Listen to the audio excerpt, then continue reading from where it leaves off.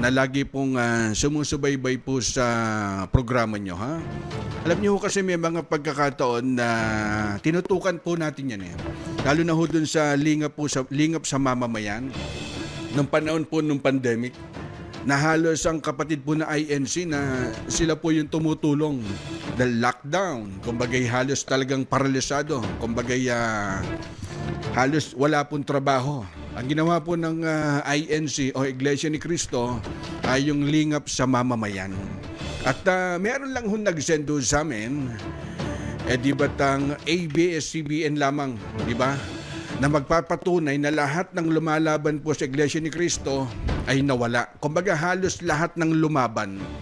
Di ba kung natatandaan nyo, sinubukan dati ni Ramon Magsaysay na pabagsakin ng Iglesia ni Cristo sa paraang nagpasaw siya ng batas ng panahon na yun sa Pilipinas na tanging ang Katoliko lamang ang ititirang relihiyon sa bansa. Ngunit lahat to ng relihiyon mga kaibigan gaya ho ng INC at saka ho yung protestante ay mawawala daw ho kumbaga di ba't namatay nun si Ramon Magsaysay dahil ho dun sa plane crash. Sinikap ni Corazon Aquino, kasama ho niya kung di ako nagkakamali yung paring si Jaime Cardinal Sin na pabagsakin ang INC na paraang gusto nilang kubkubin ho yung sentral at gawin ho nilang bagong Malacanang at gawin hong templo. Di ba't pinagnanasahang gawin hong basilika? Namatay ho doon si Corazon Aquino sa sakit na colon cancer kung natatandaan nyo. Ganyan din ho, namatay din ho doon si Jaime Cardinal Sin dahil ho doon sa malalang sakit.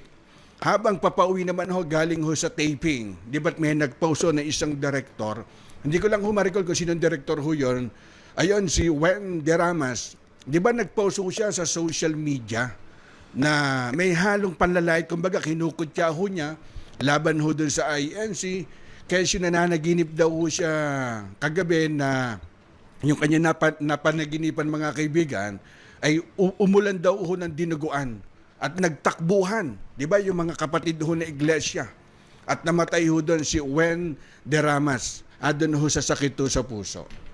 Nakipagtulungan din ho dyan yung dating senador na si Laila de Lima. Kung natatandaan nyo, nagkaroon ho ng paksyon o kaguluhan dyan ho sa INC. Nakipagtulungan ho doon si Laila de Lima sa mga natiwalag ho na INC para ho pabagsakin yung pamamahala ng INC o yung Iglesia ni Cristo at ipinakulong ho ito, di ba? Ngunit, doon ho sa kasamaang palad, si Laila de Lima po yung nakulong, di ba?